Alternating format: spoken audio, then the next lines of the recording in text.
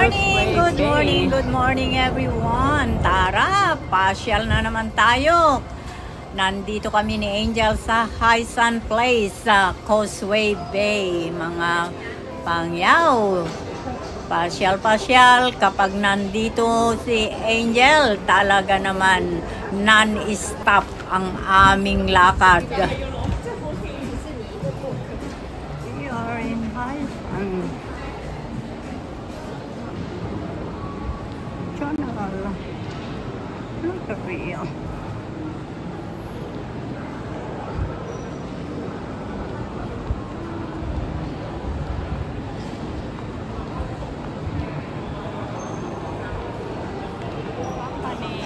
Andito ako sa Apple. Andito ako sa High Sun. High Sun. High Sun.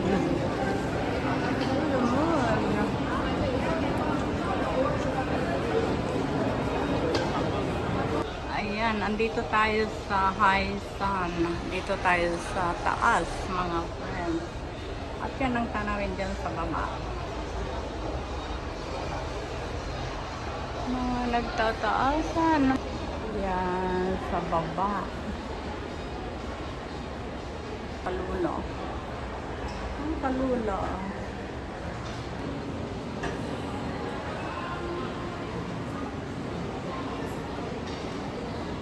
Yan, sa baba yan.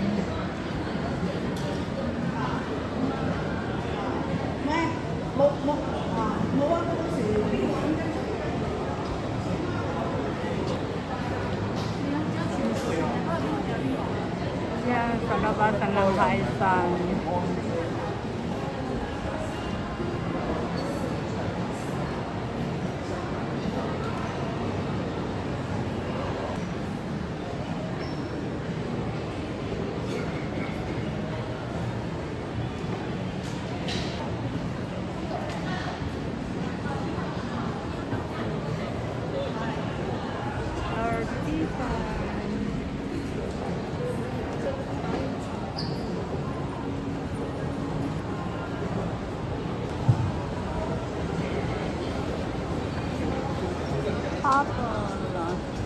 Ito sa High Sun.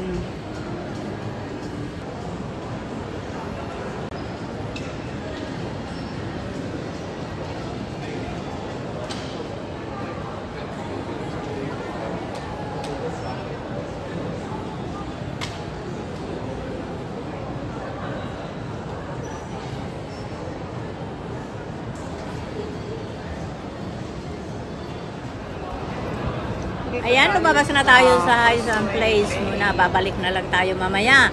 Iniwanan ko na muna ang alaga ko kasi nandun sa opisina ng pinagtatrabahuan niya. So, ayan, libot-libot naman tayo dito sa napakagandang mga tanawin. Dito sa Causeway Bay pa rin tayo, mga friends. Lakad pa more. Titignan natin kung ano na ang sitwasyon dito sa Causeway Bay.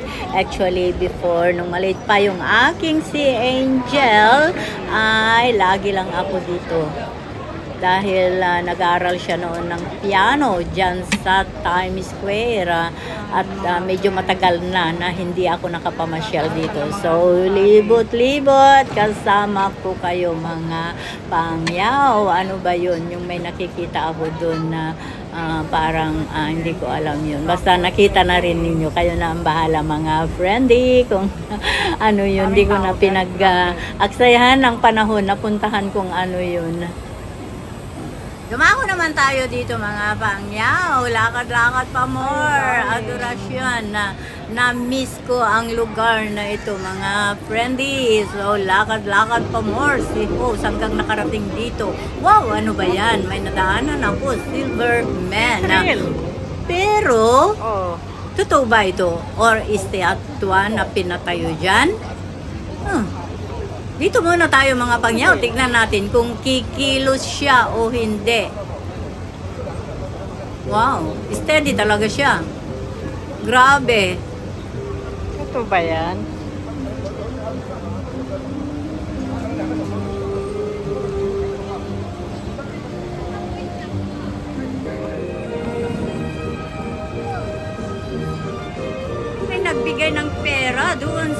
harapan niya at siya ay kumilos.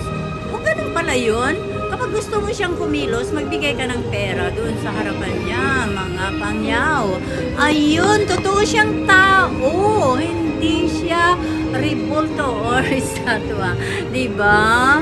Kumilos siya nung may nagbigay ng pera. Doon sa harapan niya, meron pala doon. Hindi ko napansin. Meron lalagyan doon ng pera. Kapag ikaw ay magbigay, kikilos siya. Kapag walang nagbibigay, hindi yata. Ganun yata yun. Ay, hindi ko alam. Basta usyusera din itong sa adorasyon na ito. At about face muna si host, naglakad na muli para makarating doon sa Times Square. Tignan naman natin kung ano na ang mga pagbabago na meron dito sa Times Square. Inawanan ko yung alaga ko sa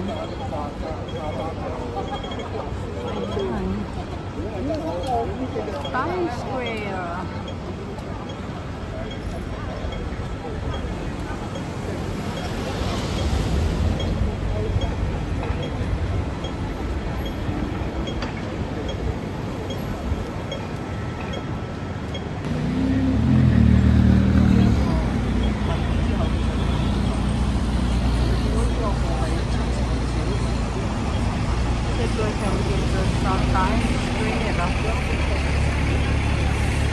Not actually salo. Very crowded.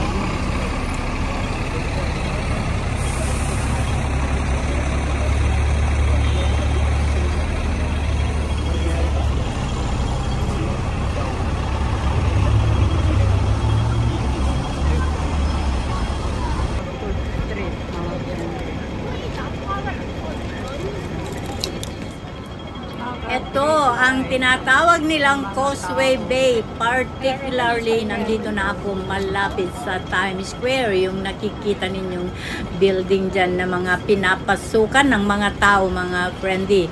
Kaya lang parang tinatamad si host yata na pumunta doon sa Times Square. Kaya dito na lang muna.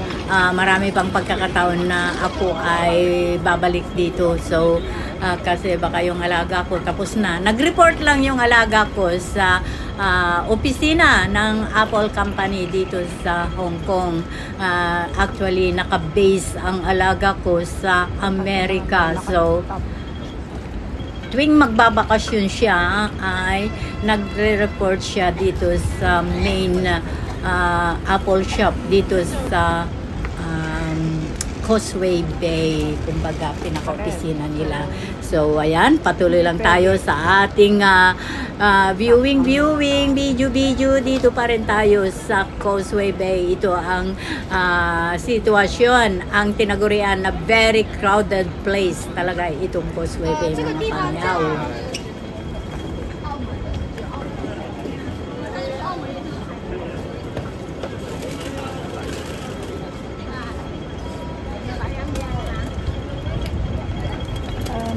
Green na naman.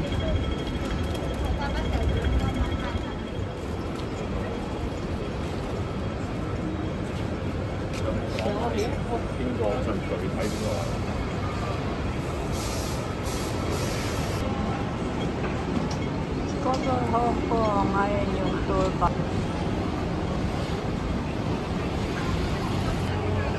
Tayo ay pabalik na doon sa High Sun Place at ito, madadaanan natin muli si Silverman.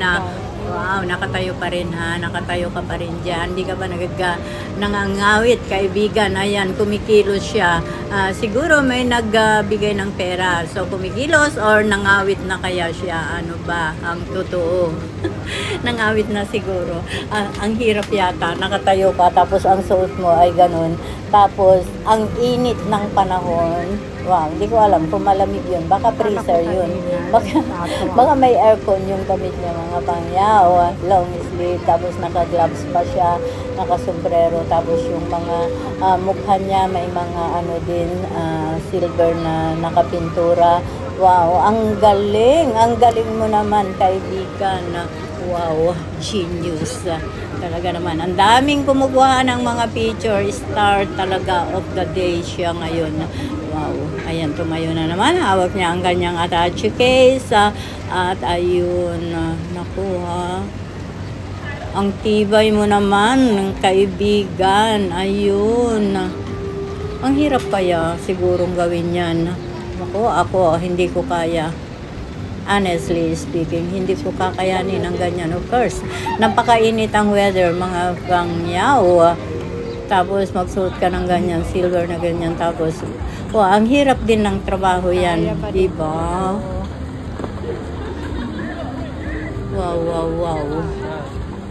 Wow, may nagbigay uli ng pera. So, kilos-kilos. At ngayon naman ay naglalakad na si host. Pabalik na doon sa High Sun Place. Kasi time na yata para kami ay umalis uli ng alaga ko. O saan man kayo pupunta muli. Sabi niya sa akin kanina, it takes about 1 hour siya doon. And then, sabi niya, mag-video-video ka muna dyan. Wait for me, don't go home. Kaya ayan, eto na. Balik na tayo muli dito sa High Sun Place. Nandito na tayo mga pangyaw.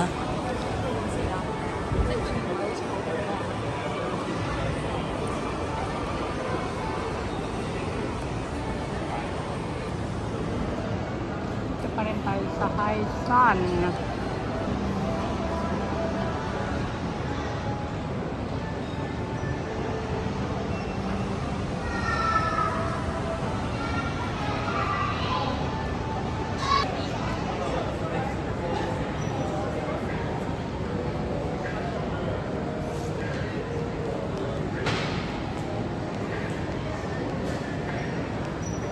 Dito friends, sa loob ng High Sun.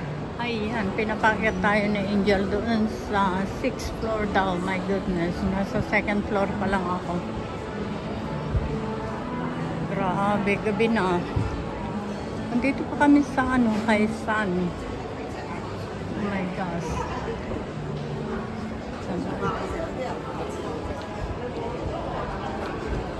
Sinama niya ako dito. Ayan, akit daw ko. So, 6th floor. Wow. Ganda naman ng mga damit.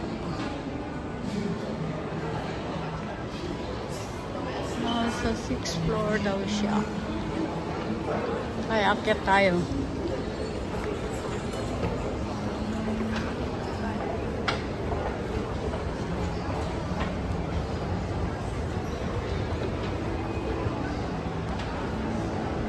Kabila.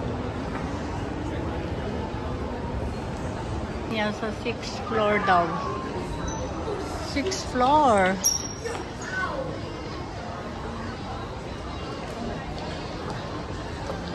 Oh my gosh. Tama kaya itong pupuntahan ko. Hindi ko alam. Sabi niya 6th floor. So 6th floor.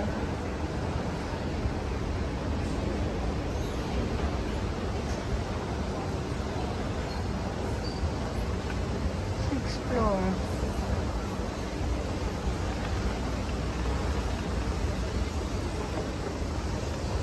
Asan na ito? Anong floor na ito? 6th floor.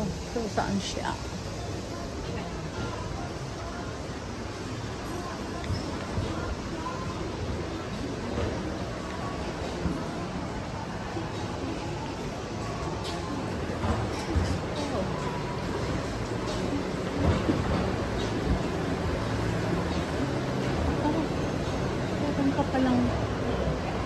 Ang ganda naman.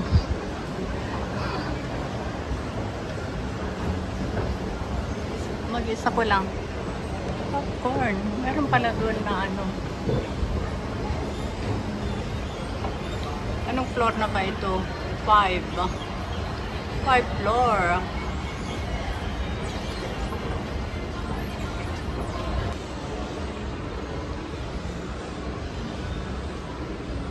Sabi niya 6. Saan pa?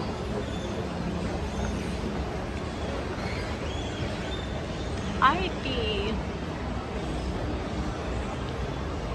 Oh my gosh. Napakataas naman ito. Yung ano, first floor ang taas.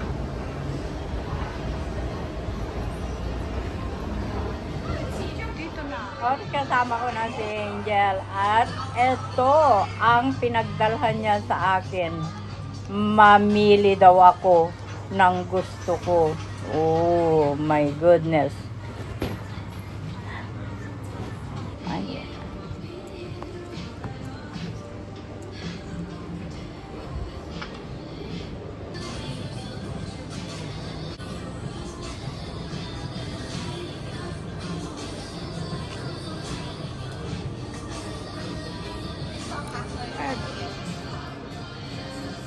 Red berry.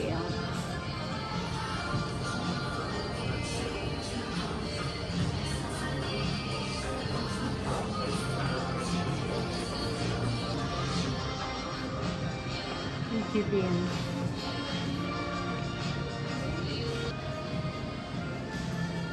Shopping, shopping.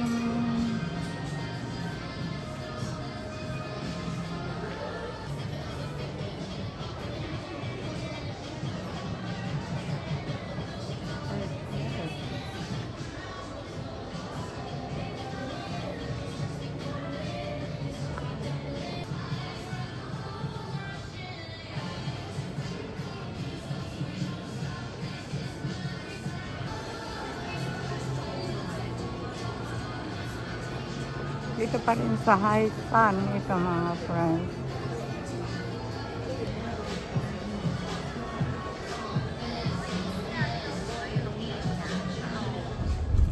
At dahil gabi na ay nauna na akong umuwi at sabi niya mag-taxi na lang daw ako kasi meron pa siyang i-meet na kaibigan sa Admiralty. So ako na lang itong nag-taxi pa balik sa mid-levels dahil si Angel ay flight niya mamaya going to USA. 12:30 yung kanyang flight. Gabi na talaga mga pangyaw. At ito, paakyat na kami sa mid-levels. Kaya lang, ayan, dami din naman sasakyan. So, we need to wait for our turn na makalarga o mag-go. So, ito, patuloy lang tayo sa ating pag-viewing sa night viewing. Napakaganda nga naman, kakaiba kapag gabi may mga ilaw. And now nag-green na yung ilaw, so go na itong sinasakyan natin, going up to mid-levels. Particularly dadaan ito ng Robinson Road kung saan si host ay doon nagtatrabaho mga friends. Dito ay nandito ang Bishop Lay International Hotel, katabi lang ng aking worksite. So go sa napakagandang tanawin. Go tayo mga pangyaw. Ayan, napakagandang lugar. Bundok nga, pero napakaganda naman ang tanawin. Hindi porke nasa bundok ka dito sa Hong Kong ay hindi na maganda ang tanawin o parang nasa barbaryotic ka, no. Dito, maski nasa bundok ka, ay buhay na buhay maski gabi. Maraming sasakyan at ang mga ilaw ay lalong nagpapaganda sa tanawin ng gabi. Ayan, patuloy lang tayo sa ating pag-akyat sa bundok. Ayan, liko na tayo doon sa papunta sa Robinson na ito mga pangyaw. Robinson number 1 or number 2. Ayan, tuloy lang. Malapit na tayo sa ating destination. Ayan, napakaganda naman ang tanawin. Of course, hindi kayo mainip kasi iba naman ang tanawin ngayong gabi. Dito mo talaga makikita ang kagandahan ng mid-levels particularly, andito na tayo sa Robinson Road. Ayan. Nasa Robinson Road na tayo, mga pangyaw. Tuloy-tuloy lang ang pag-viewing natin. Viewing. Ayan, lumiko na si mamang driver. Almost na sa ating work site. Tumbok na natin yung Bishop Lay International Hotel. Ayan, nadaanan na natin. At ito na yung aking work site. Destination arrived. Kaya lang naghihintay si mamang driver para lumiko papasok sa aking work site. Ayan. Naghihintay pa at naka-timing pasok. Thank you everyone. See you in my next video. I love you all.